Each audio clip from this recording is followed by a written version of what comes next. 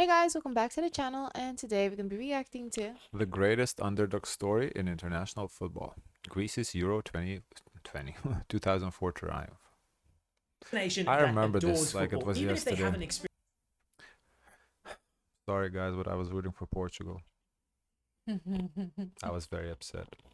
experienced a lot of success And I'm on the sure y'all were international ecstatic. stage. Their domestic leagues are highly competitive and host quite a few legendary clubs, which regularly cause upsets in Also why it was annoying, because I believe it was in Portugal. So wow. Portugal lost at home to Greece. continental competitions. The most decorated Greek club, Olympiacos, added the first European title to their cabinet by winning the Conference League last season. There is no doubt that football is the most popular sport in the country and the fans are very passionate. But the national team has always struggled to reach the biggest stages, often failing to qualify for major international tournaments. In fact, before 2004, And also, if I remember correctly, what was also really upsetting is that they barely scored. Like, they played such a defensive game. They would make like one goal the whole game, and all their games was like 1-0, 1-0, stuff like that. But I may be wrong on that, but for whatever reason I remember that. Greece had only qualified for two major tournaments, the World Cup in 1994 and the Euros back in 1980. A shift in increased national focus towards football in 2001 led to the I appointment thought of Otto. you were Team Netherlands. Well, yeah, but Netherlands got bounced, so I have my second team, Portugal. I didn't know Yeah, Portugal was your second team. yeah, it was. That would have been a fun Rehhagel as fact the national about, team like, manager. Portugal. They subsequently qualified for the Euro 2004 tournament, which was held in Portugal that year. Greece came into I that don't know, Netherlands got bounced, or maybe they didn't even make it to the tournament. I don't know, but they weren't there. It was Portugal. tournament as one of the weakest sides on paper, with Latvia the only team that could be considered worse than them. This was also debatable. They weren't That was also annoying. How the fuck Latvia make it and Lithuania not? What the fuck is going on? given any serious contention, with giants like France, Portugal, and Italy expected to pave through till the end. This period also coincided with extremely defensive tactics being branded as anti-football, and the media running narratives Right. about how only attacking football deserves to win titles. But how the Euro I don't remember the narrative per se, but I do remember that it was like very defensive. And it's not like it deserves to win. Italy played very defensive game too, and they won a lot. It's just boring to watch. That's what it is. unfolded in 2004 was an unexpected surprise that no one saw coming, not even the Greeks. Let's take a look at how one of the greatest tournaments in football history ended up with the most unlikely of champions. It's over. It is over. The ultimate outsiders at the start of the tournament. The champions of Europe are Greece.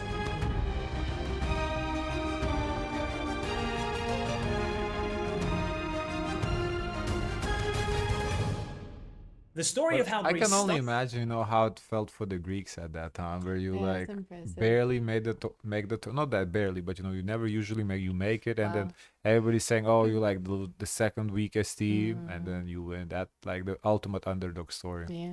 the I title can't says even that, yeah. imagine. On Europe in 2004 begins 3 years prior to the tournament. The Greek Football Association had realized the need to change the national team structure if they were to have any chance at qualifying for the big tournaments. In came Otto Rehhagel, a well-known German tactician who had been managing clubs in the Bundesliga for about 3 decades, including Werder Bremen, Borussia Dortmund, Bayern Munich, and his most notable stint with FC Kaiserslautern. Before taking over the Greece job in 2001, Rehhagel had managed to get Kaiserslautern promoted to the first division in the 1996-97 season, followed by winning the Bundesliga title the very next year in 97-98. The very first agenda he set up at the national camp was to put the nation above domestic club rivalries. The Greek clubs back then had fierce rivalries, and this flowed over when players from different clubs would have to play in the same team. Rehhagel refused to deem this acceptable, and thus a new philosophy of Greece first was born in 2001. Remember that iconic Beckham stoppage time free kick that raised the roof at Old Trafford? That came against Greece in a World Cup qualifier, barely a couple of months into Otto Rehhagel's reign. Greece almost pulled off a 2-1 victory until Beckham made it 2-2. But there were a lot of good signs to take note of, as Greece built a core of 20-odd players that would always be called up. Instead of new experiments in every new match, the players grew close and there was an instinctive understanding between them. Only a couple of new players would be brought in at a time to check where they stood. They managed to get past the qualifying stages without too much trouble, beating Spain on the way and building up a 15-game unbeaten streak. Wow. But this striking form didn't fool anyone into believing that Greece would be a serious threat. In fact, qualifying for the Euros itself was considered a massive step within Greece. Their only goal before the tournament was to win a single match, as the previous two squads had failed to do that. But that's enough about Greece for now. Let's see how the Euros 2004 tournament played out in Portugal.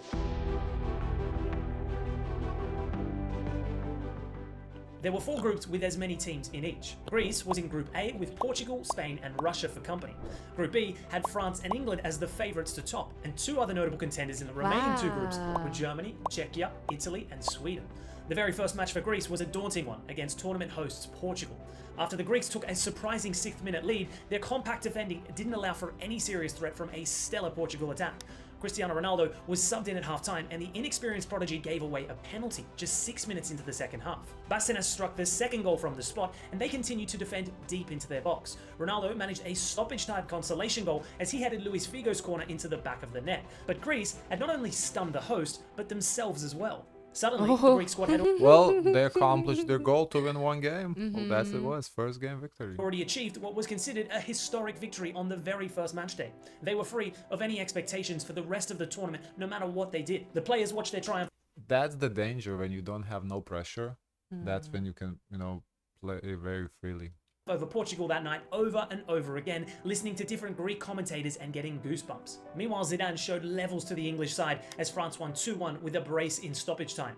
The second game week saw Greece manage a 1-1 draw against the Spanish side, while Portugal won against Russia. Elsewhere, Rooney bagged a brace against Switzerland to become the youngest goalscorer in the Euro final stage. This record would be broken within 4 days by Swiss player Johan von Lenten. The last game week handed Greece a defeat against Russia, while Portugal managed to win against Spain. This meant that Portugal would take first place, but Greece still managed to scrape by on the basis of goals scored, finishing in second place. Spain and Russia did not make the quarterfinals. In Group B, France and England easily managed first and second places respectively. Croatia and Switzerland crashed out of the tournament. Group C saw the most number of draws and 3 teams ending with 5 points, while Bulgaria lost all 3. Sweden and Denmark qualified on goal difference, while Italy was sent home. The last group saw Czechia win all 3 matches to top the group, with the Netherlands in second place. Germany and Latvia had to say goodbye. So many heavy hitters going home early. Wow, that's crazy. What do you think was the issue? Like, Ah. they were just not performing? Oh yeah, it means that's how the ball bounces. I don't remember what was the issue now. It was The 20 years ago. quarterfinals saw iconic moments and big upsets, as the biggest surprise came when France was knocked out. But the first tie between Portugal and England gave us a nail-biting viewing beyond the stipulated 120 minutes. Probably the most well-matched tie up in the quarters, English fans were excited to watch what Rooney and Owen's partnership could conjure up front.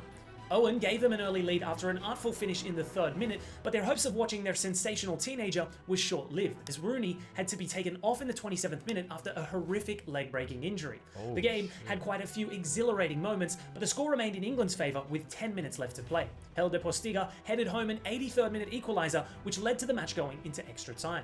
The adrenaline was still not over, as Rui Costa's 110th minute strike from outside the box got one of the loudest cheers from the home crowd that day. But barely 5 minutes later, the cheers turned into groans as Frank Lampard managed to equalise for England. Penalties were up next.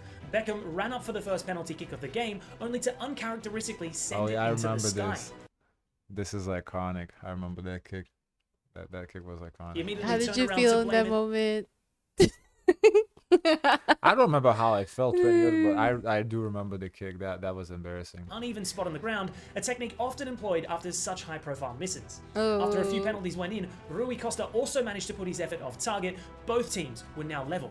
It reached the sudden death stage, and as the score was level at 5-5, Vasil's effort for England was saved by Ricardo. Ricardo then took the subsequent penalty and sent Portugal through to the semi-finals.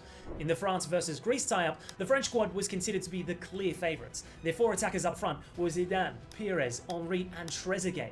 But this firepower couldn't manage to get past an extremely determined Greek defence. After 60 minutes of composed defending and a brilliant performance by George Clooney lookalike Nikopolidis, the Greek forward Karisteas I headed a was swirling convinced. cross into the back of the net past a helpless Barthez. Greece held on to their tender lead and sent France home packing. Czechia continued their fine form by beating Denmark 3-0. The last tie-up saw a goalless draw between the Netherlands and Sweden after 120 minutes. The Netherlands triumphed in the penalty shootout to book their semi-final spot. Portugal played the Netherlands in the semi-finals, where Cristiano Ronaldo scored the opener in the 26th minute, followed by a second-half goal by Maniche to put them 2-0 up. An own goal by Andrade wasn't enough for the Netherlands to turn the deficit over. The host nation had booked their place in the finals in front of an adoring home crowd. The other semi-final I'm sure I was upset by that too, but Portugal was my second team, so I lived. had Czechia being pitted to break Greece's fortunate run up until now. The media had even started an agenda against Greece for playing boring That's the thing. When your team never makes it, you have to pick teams who you're rooting for. You know, so it is what it is. football by now. The underdogs weren't given much sympathy for their stellar defensive performances. The match was goalless by the end of 90 minutes leading into extra time. The Greeks had decided to sit back and tire out opposing players, with most of their threat coming from set pieces. The first half of extra time saw a 1-minute addition where Greece swung a corner that was met by centre-back Delas. The header went in, and what followed were wild celebrations from the Greek side. Rehhagel was in fact the only one suppressing his excitement and asking his players to keep their composure for the last 15 minutes. Greece managed to hold on and booked their place in the final against Portugal. The scenes were incredible, 1,600 miles away, where Greeks were enjoying the campaign from home. Offices would be shut and the nation watched as one on the 4th of July 2004. That's cool. The Estadio da Luz Stadium in Lisbon would host over 60,000 fans, mostly covered in red and white.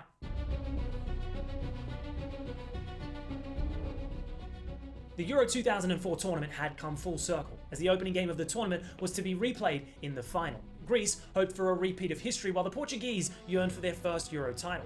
What followed was a unified defensive masterclass from Greece. They stayed narrow and fought with vigour. They tackled bravely and focused aggressively on attacking set pieces. In the 57th minute, their immense discipline paid off, as their only corner kick of the game led to their number 9, Karisteas, heading in the winning goal. The celebrations that followed were truly emotional, as the Greeks ran around the pitch while some burst into tears. They lifted the trophy, the happiest bunch of people in the world, for a brief moment. The Greek captain, Theodore Zacharakis, deservedly received the Player of the Tournament award for his outstanding leadership throughout the tournament. An underdog story reached a satisfying ending once again in football. Even though the English media couldn't help lashing out against the anti-football victory, the Greeks couldn't care less. Their victory was enjoyed by Greeks at home and traveling fans alike. Rehhagel led Greece to their most successful era from 2001 till 2010, where they further went on to participate in the Euro 2008 tournament as well as the World Cup in 2010. Both ended in group stage exits, and Otto announced his retirement shortly after, but his reign would be remembered forever. A film was released in 2021 titled King Otto, depicting his historic heights with Greece. That's a quote from the deal. initial line of the film says, "Tell me, O muse, of that ingenious hero that travelled far and wide." So is Greece's campaign the biggest underdog story in international football history? Can you think of another? Let us know in the I think so. I think so. I want to see in the comments. I do think They it's can the have biggest. some- I don't know if anything, at least not in my memory. I don't remember anything like that. This was very unexpected. Yeah, I remember that. It was a rough time. Wow. The silver goal rule was in place, so against Czechia, Rehhagel was just asking his player to stay grounded for a few more seconds after they score, not asking them to keep their composure for another 15 minutes. Silver goal rule was that it's only 1/4, I guess. Not quarter, but like 1/2 of the added of the overtime. Then I think that's what it is.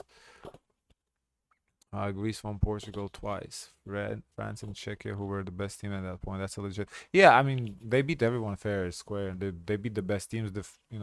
Other So why are people mad?